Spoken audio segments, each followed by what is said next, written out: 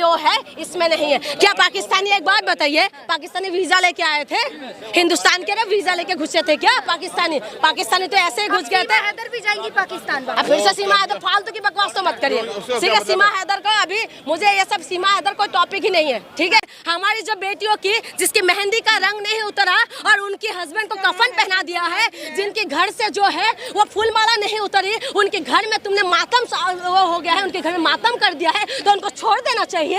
हाँ, छोड़ देना चाहिए। और जो कह रहे हैं ना कि नहीं देश के मुसलमान, जो देश के अंदर भी अब मुसलमानों का वक्त है कि मुसलमान ओसिस दिखाए, मुसलमान दिखाए अपना बड़ा दिल और आए अब आके कि जो मुसलमानों को यहाँ पर इस देश के अंदर गालियाँ बकते ना, उनको भी अब मुसलमान आगे आके बोलना चाहिए, मुसलमानों को भी अब ये बड़ा दिल दिखाना चाहिए। लास्ट में पूछूंगी, आप उन लोगों से क्या कहना चाहेंगे जो वहाँ पे जिनकी मृत्यु हुई? देखिए, उनकी परिवार के प्रति हमारी सहानुभूति है।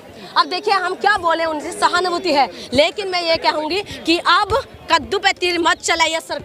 सरकार ने मान लिया है, आज सरकार ने ये बयान दिया है, सरकार खुद माने है इस बात को कि चूक तो हुआ है।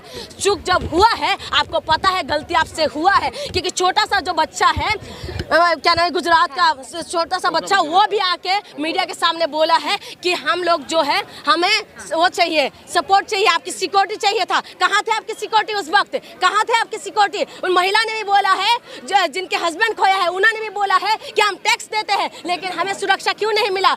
हरियाणा के अंदर चीफ मिनिस्टर के सामने उन्होंने बोला है, उनकी जो विनय है, उनकी बहन ने बोला है कि 1.5 घंटे तक मेरा भाई जिंदा थे लेकिन कोई वहाँ पर मौजूद नहीं थे। हम टैक्स क्या देते हैं? टैक्स किस लिए देते हैं? तुम्हें रेड कार्पेट में घूमने के लिए देते हैं? हम टैक्स इसीलिए देते हैं कि तुम उड़न खटोला में घूमते रहो। हम टैक्स इसीलिए देते हैं कि हमारी जो जनता है वो सुरक्षित है। हम इसीलिए टैक्स देते हैं कि हमें सुरक्षा मिले, हमें सहायता मिले, लेकिन वो चीज नहीं हुआ है। इसीलिए जब सरकार ने गलती मान लिया है, ठीक है, सरकार ने गलती मान लिया, हम मान लेते हैं कि सरकार अब सुधारेंगे अपनी गलती। अब उसमें काम होना चाहिए जिसमें इन पाकिस्तानियों को सबक सिखाना चाहिए, क्योंकि अब चुनाव है, अब चुनाव है। इसमें भी एक राहत इंदौरी साहब ने बोला था, सीमा पे तनाव है, पता करो चुनाव है क्या।